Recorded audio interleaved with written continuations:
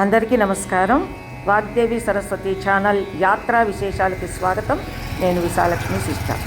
ఈరోజు సికింద్రాబాద్ మల్కాజిగిరి తుకారాం గేట్ దగ్గర ఉన్నటువంటి శ్రీ జయగిరి లక్ష్మీ నరసింహస్వామి వారి ఆలయానికి వెళ్ళడం జరిగిందండి. ఇది మెట్ల దారి, 50 మెట్ల దాకా ఉంటాయి. అటువైపున వేరొక దారి ఉన్నదండి. మనం అటు నుంచి వెళదాం. శ్రీ జయగిరి లక్ష్మీ నరసింహస్వామి వారి ఆలయానికి ఇది 2వ దారండి. మనం అటువైపు చూసినది మెట్ల దారి, ఇది 2వ దారి. ఇక్కడి నుంచి నడుచుకుంటూ వెళ్ళవచ్చు, అలాగే వాహనాలు కూడా వెళ్ళవచ్చండి.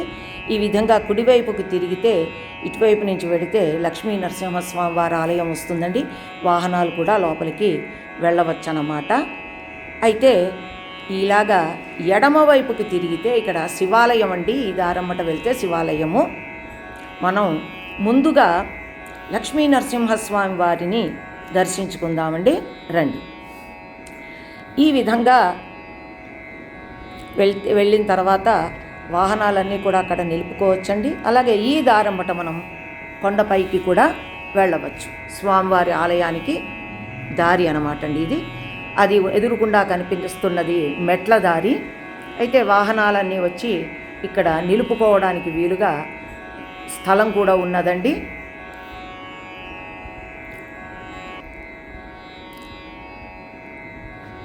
చుట్టూ కొండల మధ్య, చుట్టూ చెట్లు, కొండలపైన చెట్ల మధ్య వెలిసినటువంటి శ్రీ లక్ష్మీ నరసింహస్వామి వారండి. ఈ ఎడమ వైపున చూస్తే ఇక్కడ నాగదేవత విగ్రహాల ప్రతిష్టాపన ఉన్నదండి. ఇక్కడ నాగదేవత విగ్రహాలు ప్రతిష్ఠించబడిన ఉన్నాయండి ఇక్కడ. అలాగే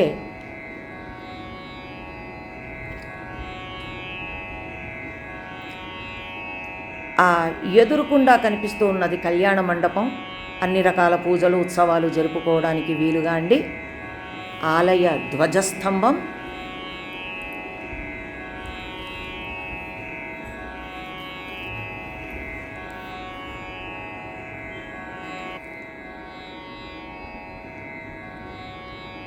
ఎదురుగా ఉన్నటువంటి ద్వారంలోంచి లోపలికి వెళితే మనకి శ్రీ లక్ష్మీ నరసింహస్వామి వారి దర్శన భాగ్యం కలుగుతుందండి. అలాగే ఇక్కడ హోమగుండం, హోమం చేసుకోవడానికి వీలుగా కార్యక్రమాలు కూడా జరుగుతున్నాయండి అక్కడ ఏర్పాట్లు. అలాగే ఇక్కడ గరుడుల వారు ఏం చేసి ఉన్నారు.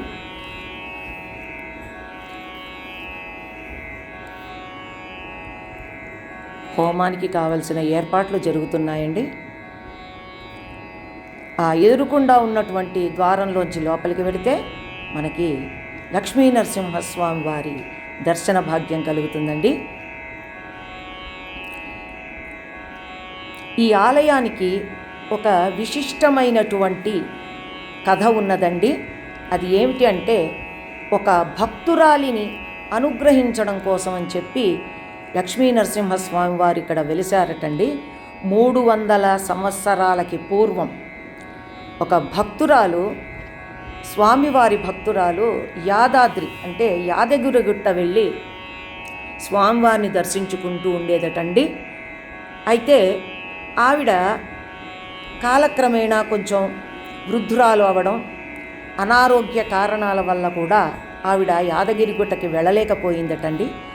ఆవిడ బాధపడగా స్వామివారు అనుగ్రహించి కలలో కనిపించి, ఇక్కడే ఈ ప్రాంతంలోనే ఉన్నటువంటి కొండపైన నేను వెలిశాను, నువ్వు నన్ను దర్శించుకోవడానికి ఇక్కడికి రావచ్చు అని చెప్పి ఆ స్వామివారు పలికారట. అలాగే ఆవిడకి ఆ ప్రాంతం అంతా కూడా ఏ విధంగా రావాలి, ఏమిటి అన్నది అన్నీ కూడా సూచించారటండి.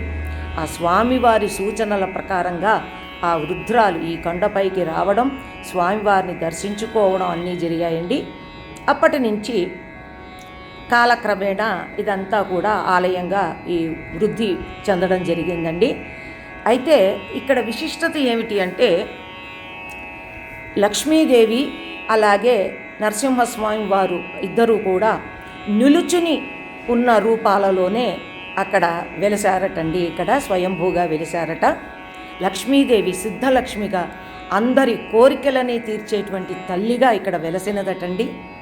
ఈ విధంగా వీరిరువురు లక్ష్మీ నరసింహస్వామి వారి ఇరువురు కూడా భక్తుల కోరికలు తీరుస్తూ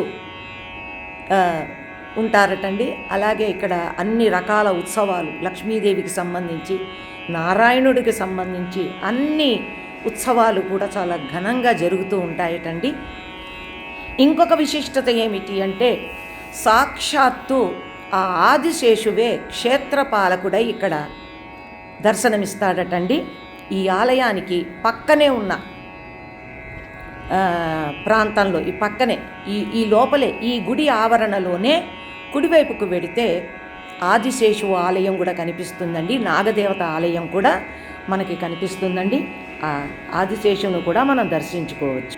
ఎంతోమంది భక్తులు నిత్యం స్వామివారిని, అమ్మవారిని దర్శించుకుని వారి కోరికలు తెలుపుకొని, కోరికలు తీరిన తరువాత తిరిగి వచ్చి దర్శనం చేసుకుంటూ ఉంటారటండి, తమ మొక్కులు చెల్లించుకుంటూ ఉంటారటండి ఇక్కడ. అలాగే స్వామివారు అమ్మవార్ల పక్కనే ఆదిశేషుల వారు కూడా క్షేత్ర పాలకుడై ఉన్నారు అని అనుకున్నాం కదా, విన్నాం కదా. ఆ స్వామివారు కూడా పక్కనే ఉన్నారండి. వారిని కూడా దర్శించుకుందాం. సాక్షాత్తు ఆదిశేషుల వారండి క్షేత్ర పాలకుడై ఇక్కడ భక్తుల కోర్కెలు కూడా తీరుస్తూ ఇక్కడ విరాజిల్లుతూ ఉన్నారండి. నిత్యం రోజు రాత్రిపూట ఎన్నో పాములు, ఎందుకంటే కొండ ప్రాంతం కదండి, కొండ ప్రాంతం ఒకటి, అన్ని చెట్లతో, దట్టమైన చెట్లతో నిండి ఉన్నటువంటి కొండ ప్రాంతం కదండి.